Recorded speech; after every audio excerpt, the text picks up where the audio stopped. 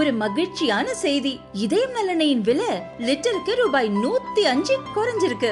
September 2023ல 1 litre இதயம் நல்லெண்ணெயின் அதிகபட்ச விலை ரூபாய் 503. ஆனா இப்ப 1 லிட்டர் இதயம் நல்லெண்ணெயின் விலை ரூபாய் 398 மட்டும்தான் தமிழ்நாட்டுல. அப்ப இனிமே எல்லாரும் இதயம் நல்லெண்ணெய் வாங்கலாம் இல்ல?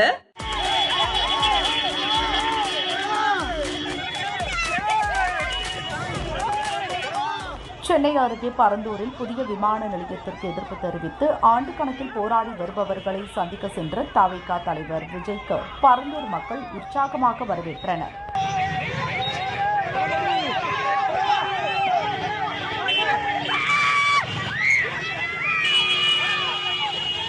போராடும் மக்கள் மத்தியில் பேசிய விஜய் கடைசி வரை உங்களுடன் இருப்பேன் என உறுதியளித்தார்.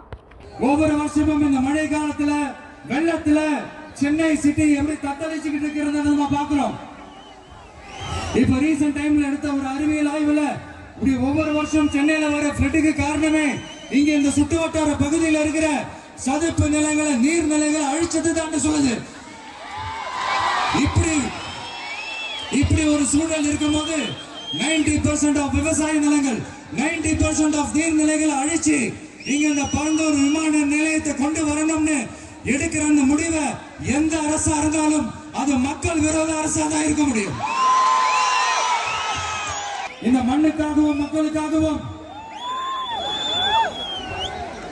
நம்ம விவசாயிகள் பாதிக்கிற இந்த திட்டத்துக்கு எதிராக சட்ட போராட்டம் நடத்தவும் தயங்க மாட்டோம்னு சொல்லியிருந்தோம்.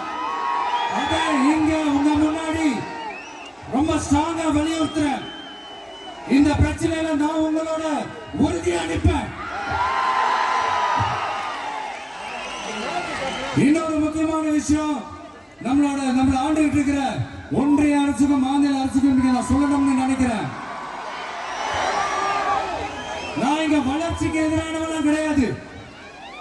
ஏர்போர்ட்டை வரக்கூடாதுன்னு நான் சொல்லல, இந்த இடத்துல வரக்கூடாதுன்னு நான் சொல்றேன். வளர்ச்சி தான் மக்களின் முன்னேற்றம். ஆனா அந்த வளர்ச்சின்ற பேர்ல நடக்கிற அழிவு மக்களை ரொம்பவே பாதிக்கும். உங்களுக்காகவும் உங்க ஊருக்காகவும் இனி உங்க வீட்டு பிள்ளையான நானும் தமிழக வெற்றி கழகத்தோட தோழர்களும் சட்டத்துக்கு முற்பட்டு எல்லா வழிகளிலும் உங்களோட உறுதி அளிப்பேன். கான்பிடண்டா இருங்க, நல்லதே நடக்கும், வெற்றி நிச்சயம்.